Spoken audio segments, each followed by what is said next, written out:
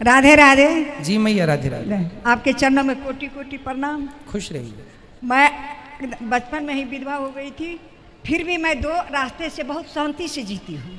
एक सत्संग, दूसरा दीनहीनों की सेवा, यही जीवन में मेरे है और कुछ नहीं है। तो कितनी उम्र में आपके पतिदेव चले गए? पतिदेव मेरा मुंह भी नहीं देखे, शादी हुई बहुत छोटे में। अच्छा।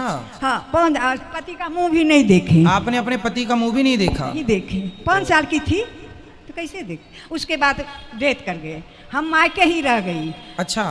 पढ़ लिख करके अपना भाई सब पढ़ा दिए, हम पढ़ करके। तो आपकी कितनी उम्र में शादी हो गई थी? 5 साल में। और विधवा कितने साल में हो गई? 8 साल में। ससुराल नहीं गए और देखे भी नहीं। उसी दिन से हम संकल्प कर लिए कि मेरे जीवन में नहीं कुछ है, जब मुंह नहीं देखे तो हम इसी रास्ते से उतर गए, सत्संग से। धन्य हो मैया, आप जैसी स्त्रियों को ही पतिव्रता कहते हैं इस धरती पे। और आप जैसी माताओं के दर्शन करने से ही पापियों के पाप नष्ट हो जाते हैं। इतनी बड़ी ताकत है, ये सती स्त्रियां हैं।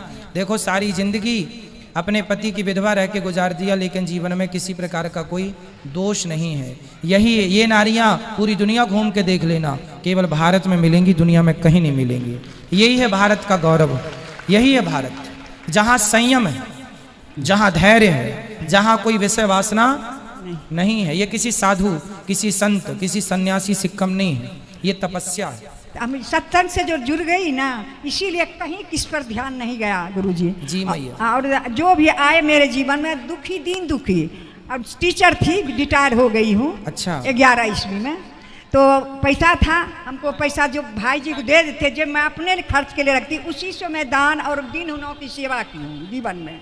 और बहुत बड़ी शांति मुझे मिलती है। भागवत कथा से मेरे जीवन में बहुत कुछ मिला था, और इतना मिला था हमको सुख भागवत कथा से, जिसके चलते अथी में लॉकडाउन जो लगा, आपका अचानक खोले, आपका दर्शन हो गया। मैं उसी दिन से इतना लग्न में हूँ कि आपसे के द्वारा मुझे बहुत बड़ी जो अधूरी थी मेरी शिक्षा सत्संग से, वो पूरी हो गई। और पूजा पाठ में इतना मुझे लगन है कि उसका हम वर्णन तो भक्त बिहारी भी करेंगे, हम क्या करेंगे। अब जहाँ सत्संग होता था वहाँ चली जाती थी, बहुत दूर दूर रात में होती थी, सुन करके चली आती थी, सुबह स्कूल जाती थी। अब तो मैं घर में रहती हूँ, तो वहाँ की उम्र तो गिर गया, 75 साल की हूँ। और लगता है कहाँ जाएंगे अब सत्संग सुनने। आपका जो टीवी पर खोल कर डेली कुछ नहीं, हमको कुछ है अब जो एक कथा, आपका कथा सुनती हूँ, और जो आप बताए हैं उस मार्ग पर चलती हूँ। पूजा पाठ जितना विधि विधान है वही हम करती हूँ। मुझे जीवन में बहुत बड़ा सुख है। दुखी मैं नहीं हूँ, कि विधवा हूँ और कम कोई चाह, मुझे कुछ चाह नहीं हुआ जीवन में। मेरे लायक कोई सेवा हो तो बताइए, मैं क्या आपकी सेवा करूँ? कोई आप जो आज्ञा करेंगे मैं आपकी सेवा करूँगा। सेवा तो यही आशीर्वाद दीजिए कि इसी लगन से मेरा आशीर्वाद तो आप दीजिए मेरी माँ। उसी लगन से हम चले जाएं। और अभी जो आई हूँ इतना मैंने, आपने अपना लोक और अपना परलोक दोनों तैयार कर लिया। यहाँ आई जो हूँ आपसे मैं करवाने के लिए गोदानी।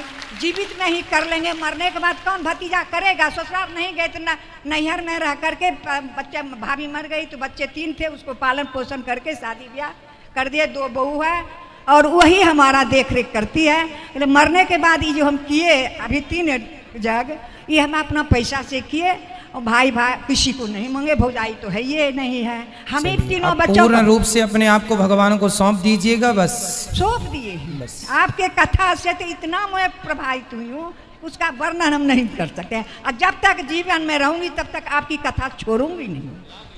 यही मेरा ध्येय है, मेरा विश्वास है, आत्मविश्वास। जी जी मैया, आप खुश रहें, सदा सुखी रहें, और आशीर्वाद दो अपने बच्चे को। आशीर्वाद देते हैं कि दीर्घायु रहे। इतना नाम आप दिए, साक्षात भगवान आप है। हम आपका कथा सुनते हैं तो लगता है आंखों से आंसू गिरते हैं। कितना रोते हैं हम आपकी कथा से, वर्णन से, गाना से, भजन से उसका वर्णन नहीं कर सकते। बहुत रोते हैं बैठ के। जब आपकी कथा का आता है अंश कोनो, तो लगता है जी भर के रो लेते हैं, बैठ जाते हैं। धन्यवाद खुश रहिए, खुश रहिए। बेटा धन्यवाद है कि आप मुझे आशीर्वाद दे के परलोक को चला। सुंदर, भगवान आपको सदा सुखी रखें। आपकी बातों से हमें एक भजन की लाइन याद आ गई, वो मैं आपको सुनाऊं कि पैदल चलकर द्वारिका जाना सबके बस की बात नहीं है, ये मैया के जैसे जीवन बिताना सबके बस की बात नहीं है। कोई करोड़ों में एक महिला होती है ऐसी, जैसी ये माँ है। गौरी गोपाल आश्रम में भी एक माँ ऐसी हैं जो 8 साल में विधवा हो गई थी और वो यहाँ रहती हैं, और मैं बड़ा भागी हूँ कि मैं उनके चरण दबाता हूँ। यहाँ है वो। तो मैया खुश रहो, आप सदा सुखी रहो। बिल्कुल, आप जब चाहें ये बेटा आपका आपकी सेवा करने को तैयार है, ठीक है। इसलिए हमने आपसे पूछा था मेरे लायक कोई आज्ञा, यदि आप यहाँ रहना चाहें तो ये दास आपकी सेवा करेगा।